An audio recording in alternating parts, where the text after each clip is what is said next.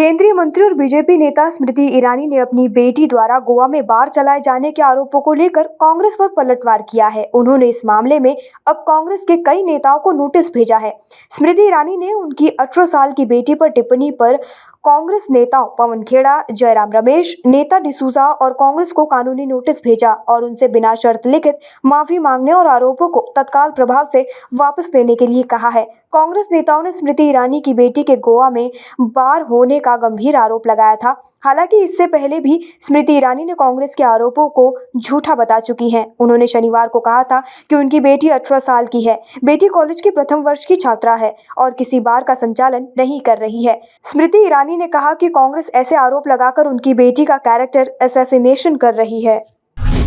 दिल्ली की केजरीवाल सरकार और एलजी के बीच झगड़ा और बढ़ता जा रहा है। केजरीवाल सरकार ने आरोप लगाया कि दिल्ली सरकार के कार्यक्रम में पीएम मोदी के पोस्टर जबरन लगाए जा रहे हैं। साथ ही कहा कि दिल्ली पुलिस ने कार्यक्रम से पहले पीएम मोदी के पोस्टर लगा दिए और कहा कि अगर ये फोटो हटाई तो कार्रवाई की जाएगी। बता दें, दिल्ली सरकार का वन महोत्सव कार्यक्रम था जिसमें सीएम केजरीवाल और एलजी दोनों को आना था। दिल्ली के पर्यावरण मंत्री गोपाल राय ने कहा, हम झगड़ा नहीं चाहते, सरकारी कार्यक्रम को राजनीतिक बनाया गया, इसलिए सीएम और मैं हम दोनों ही नहीं जा रहे।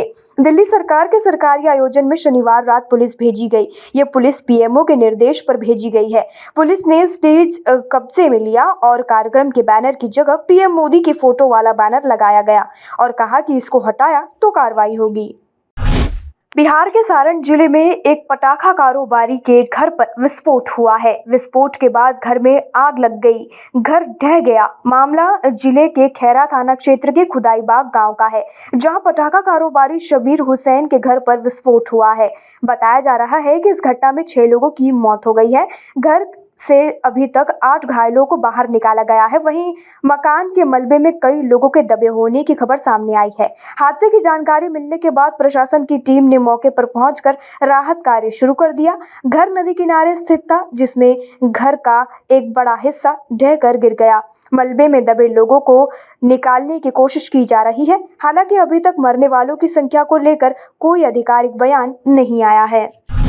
दिल्ली में मंकी पॉक्स के पहले मरीज का पता चला है। यह जानकारी एक रिपोर्ट के हवाले से सामने आई है। दिल्ली का 31 वर्षीय युवक मंकी पॉक्स की चपेट में आया है, जिसे मौलाना आजाद अस्पताल में भर्ती कराया गया है। इस मरीज का विदेश यात्रा का कोई इतिहास नहीं है। हालांकि उसने कुछ दिन पहले मनाली में एक पार्टी अटेंड की थी।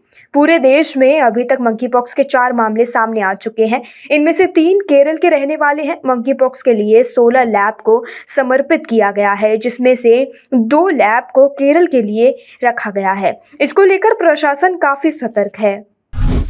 केंद्रीय रक्षा मंत्री राजनाथ सिंह रविवार को कारगिल विजय दिवस से पहले जम्मू पहुंचे थे। इस मौके पर उन्होंने उन जवानों की शहादत को याद किया जिन्होंने 1999 के युद्ध में अपनी जान दे दी थी। शहीदों के परिवारों को संबोधित करते हुए रक्षा मंत्री ने कहा, मैं उन सभी जवानों को याद करता हूं जिन्होंने देश की सेवा में अपनी जान कुर्बान कर दी। हमारी सेना के जवानों ने जब भी जरूरत पड़ी है अपना सर्वोच्च बलिदान दिया है।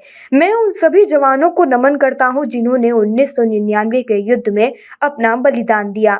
इस कार्यक्रम में बोलते हुए रक्षा मंत्री ने देश के पहले प्रधानमंत्री पंडित जवाहरलाल नेहरू का जिक्र किया।